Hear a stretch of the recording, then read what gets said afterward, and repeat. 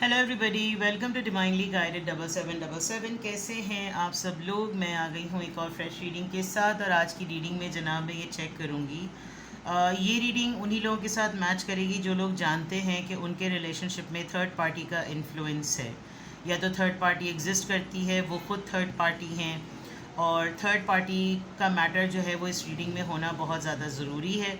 तो हो सकता है सबके लिए रीडिंग ना जाए, और थर्ड पार्टी को भी मैं क्लैरिफाई कर दूं कि थर्ड पार्टी हमेशा हमेशा कोई सेकंड पार्टनर नहीं होता, यानी कि लव पार्टनर नहीं होता। थर्ड पार्टी बाज़ दफ़ा फैमिली का कोई ऐसा मेंबर होता है। और आजकल जब मैंने रीडिंग्स की थी तो मुझे तो फैमिली के इन लॉज में से भी कोई एक ऐसा कैरेक्टर, एक दो कैरेक्टर्स ऐसे नज़र आए जिस पर मुझे बड़ी हैरत हुई कि वो उनके रिलेशनशिप में थर्ड पार्टी बना हुआ है या बनी हुई है। तो third party in laws, parents, आपके पेरेंट्स, उसके parents, family, career, job, business, बच्चे, एंड ऑफ कोर्स कोई ना कोई पर्सन तो होगा ही। तो आपने जब ये रीडिंग देखनी है तो it is very important. I know इसके ऊपर बहुत लिमिटेड व्यूज़ आते हैं, बिकॉज हर किसी की लाइफ में थर्ड पार्टी का मैटर नहीं होता, तो ये उन्हीं लोगों से रेजोनेट करेगी, लेकिन ये जनरल, टाइमलेस और कलेक्टिव होगी। तो जब कभी भी आपकी नज़र से गुजरे आप इसको फ़िल्टर करें। रेजोनेट करती है वेल एंड गुड, नहीं रेजोनेट करती तो इसका मतलब ये आपके लिए मैसेज नहीं है। और अगर वाइल रीडिंग आपको लगता है कि कोई ऐसी बात है जो आपको पिक कर गई है, आपने उसको टच कर लिया है और ये चीज़ आपको मज़ीद एलैबोरेट करने की ज़रूरत है, तो आप अपनी फ़ाइनल रीडिंग लें, आप अपनी प्राइवेट रीडिंग लें। और डिस्क्रिप्शन बॉक्स में प्राइवेट रीडिंग लेने के लिए मेरा नंबर मौजूद है। एक और लिंक आपको मिलेगा, तो आपको सेकंड चैनल का लिंक भी मिल जाएगा। दोनों चैनल्स पर प्राइवेट रीडिंग लेने के लिए एक ही कॉन्टैक्ट नंबर है, ठीक है। आप एक सिंगल क्वेश्चन भी पूछ सकते हैं, आप डिटेल रीडिंग भी ले सकते हैं। डिटेल रीडिंग 20 और 30 मिनट्स की होती है, और सिंगल क्वेश्चन का मीडियम ऑफ ट्रांसफ़र या मीडियम ऑफ रीडिंग जो होता है वो बिल्कुल डिफरेंट होता है, ठीक है। तो देखते हैं जनाब, क्वेश्चन पे स्टिक रहते हैं, टॉपिक पे स्टिक रहते हैं कि आपके पर्सन, आपके और आपके दरमियान जो थर्ड पार्टी है, उसका जो इम्पैक्ट है उसको वो कब तक छोड़ेंगे। क्या छोड़ने के चांसेस हैं, थर्ड पार्टी को छोड़ने का कोई इरादा है, या सिर्फ़ और सिर्फ बातें चल रही हैं, ठीक है। बहुत सिंपल और स्ट्रेट रीडिंग होगी, और कोई इसमें मैं बहुत कॉम्प्लिकेशंस नहीं रखूँगी, इसलिए हो सकता है बहुत शॉर्ट रीडिंग भी हो, क्योंकि ज़ाहिरी बात है ये रिस्ट्रिक्टेड रीडिंग होती है, हर किसी से मैच नहीं करती। तो सबसे पहले आपके पार्टनर और थर्ड पार्टी के दरमियान जो सिचुएशन है, रिलेशनशिप की जो सिचुएशन है, उसको चेक करते हैं कि किस तरह की रिलेशनशिप स्टेटस है दोनों का, किस लेवल तक का है। सबसे पहले थर्ड पार्टी और आपके पार्टनर के दरमियान सिचुएशन रिवील कीजिए। Stability, security, performance, growth and endurance. ये तो बहुत पॉजिटिव कार्ड है, बहुत ही ज़्यादा पॉजिटिव कार्ड। थर्ड पार्टी और आपके पर्सन के दरमियान time with friends, having fun, happily single, living in the moment. ये आपका स्टेटस मुझे नज़र आ रहा है, लेकिन हो सकता है कि थर्ड पार्टी कोई इस तरह की हो जो अभी इंटरेस्ट अपना डेवलप कर रही हो। वो बात मैं इसलिए कर रही हूँ कि इस पूरी पार्टी में आप देखिए पीछे से कोई खामोशी से एक स्टॉकिंग वे में जो है ना वो इस लेडी को देख रहा है। तो मे बी ये थर्ड पार्टी अभी ऑफिशियल अपने रिवील पर नहीं आई है। The chaser, fear of abandonment, chasing codependency. Okay, ये तो बहुत ही ट्रिकी और क्रिटिकल सी सिचुएशन है। New phase, rekindle, renew, changed mind, rise from ashes.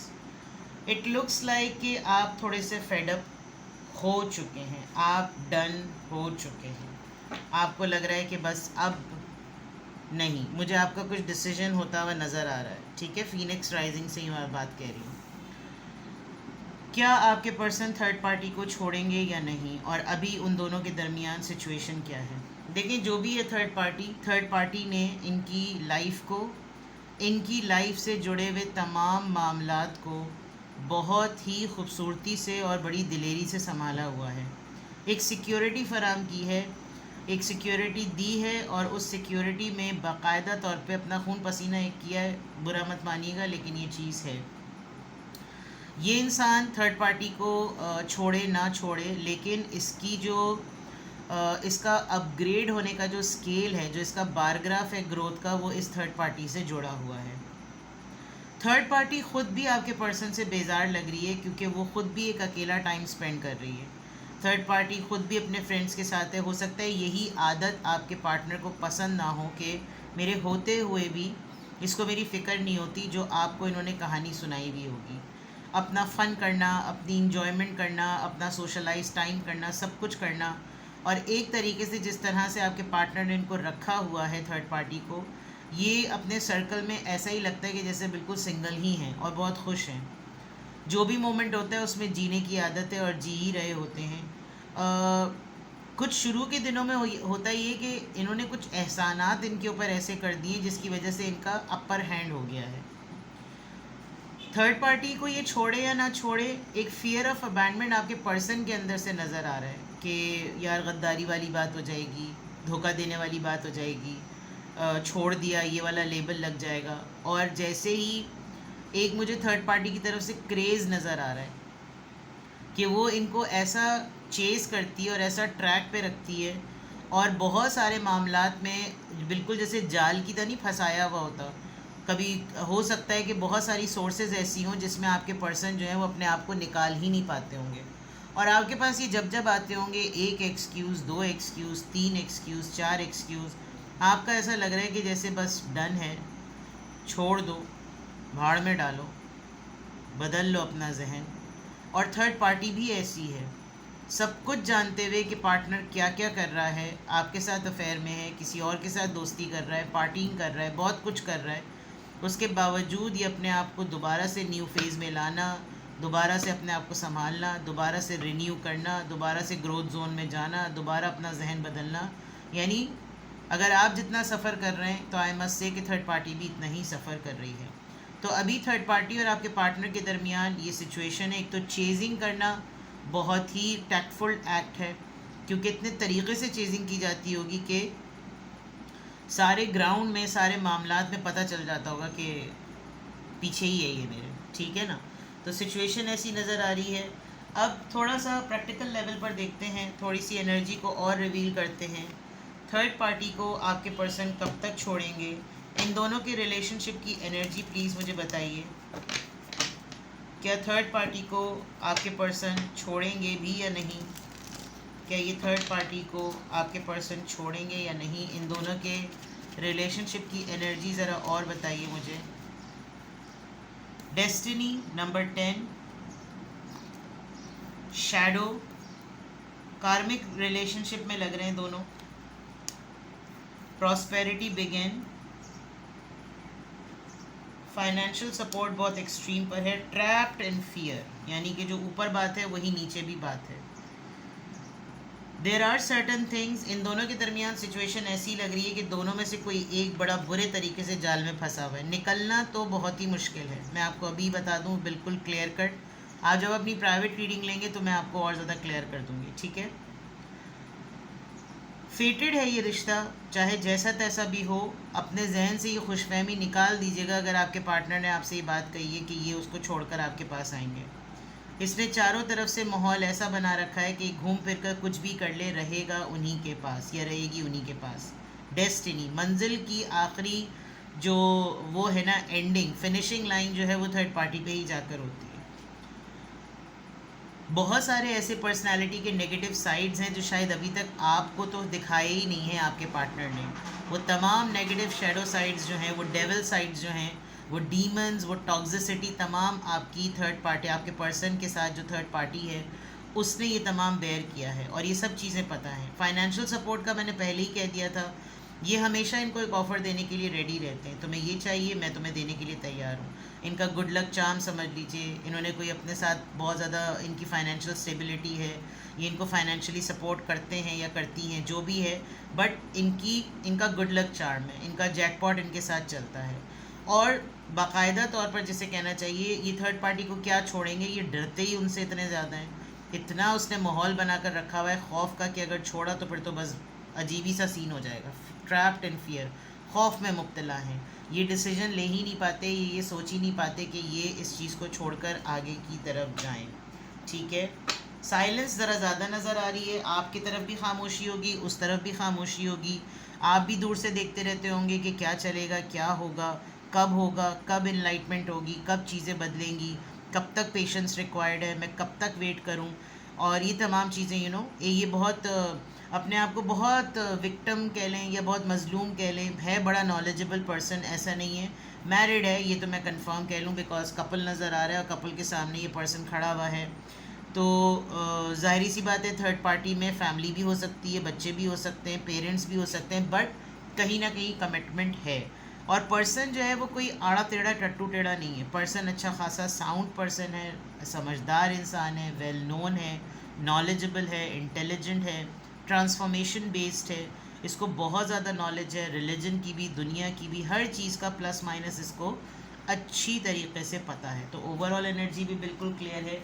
अब देखते हैं बाकायदा तौर पे टैरो से कि क्या आपके पर्सन थर्ड पार्टी को छोड़ेंगे, will they leave the third party, क्या आपके पर्सन, क्या वो थर्ड पार्टी को छोड़ देंगे,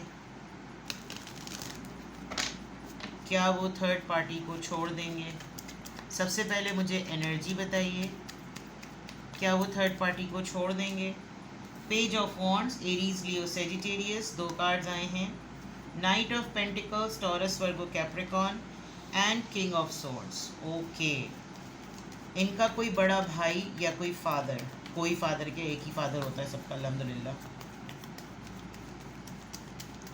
ये आपके सामने बड़े तुर्रम खां बनते होंगे, लॉन्ग डिस्टेंस है आप दोनों के दरमियान, 2 ऑफ वॉन्ड से नज़र आ रहा है। वो थोड़ा सा नीचे कर देती हूँ ताकि आपको कार्ड्स नज़र आएँ।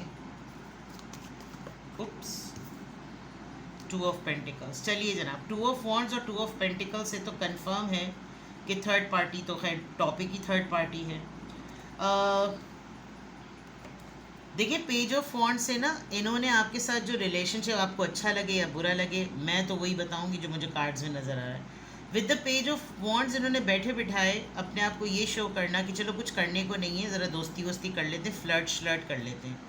अपने रेगुलर एज के फेज़ में जो कि चीज़ इनको सूट नहीं करती थी, इन्होंने आपसे बातचीत करी, दोस्ती करी, आपके साथ अफेयर चलाया, आपके साथ मामलात सेट किए, सब कुछ किया बिल्कुल जैसे फ्रेश ताकि मुझे यूथफुल फील हो, मुझे यंग फील हो, मुझे अच्छा फील हो। लेकिन जब कोई चीज़ आपको देने, ऑल्दो विद दिस ये जो रेनडियर होता है जिसके इतने 12 सिंगा जिसको कहा जाता है, इतना खूबसूरत सा, और हिरन बहुत ही यूनिक एनिमल है, तो एक इतनी यूनिक इंडिविजुअल पर्सनालिटी को जो है इन्होंने इतना हल्का सा ही जो है ना, वो हल्का सा सिग्नल दिया और आपको जो है ना उन्होंने अफेयर में कर लिया। हालांकि अभी तक कोई मेगा लेवल पे इन्होंने आपके लिए कुछ भी नहीं किया है। और जब कभी भी ये डिस्कशन होता है तो ये ऐसी लॉजिक आपके सामने, ऐसी कहानी, ऐसी स्टोरी आपको पेलते हैं कि आपको खुद होता होगा कि मैं अब इस बात के आगे क्या करूँ। डिस्टेंस एक बहुत बड़ा फैक्टर है कि आप लोगों की चीज़ें जो हैं वो फाइनलाइज नहीं होती, या आपसे फ़ोन पे बात करते हैं, व्हाट्सएप पे बात करते हैं, आप लोग का मीडिया कांटेक्ट है जो भी है,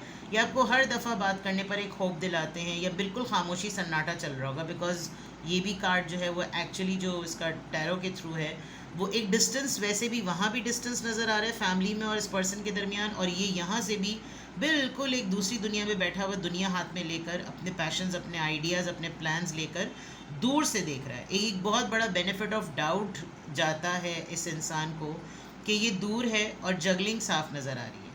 जब कभी भी आपसे बात होती होगी, अगर रिश्ता सही चल रहा होता तो फाइनेंशियल पोजीशन टाइट है, फाइनेंशियल पोजीशन टाइट होती हो, बोलता अभी उसने मेरे साथ फड्डे शुरू कर दिए, अभी ये हो गया, अभी वो हो गया, तो चांसेस जो हैं वो हमेशा थर्ड पार्टी के क्रेडिट में ही जाते हैं। ये पेज ऑफ वॉन्ड्स किस चीज़ को रिप्रेजेंट कर रहा है, प्लीज़ गाइड मी।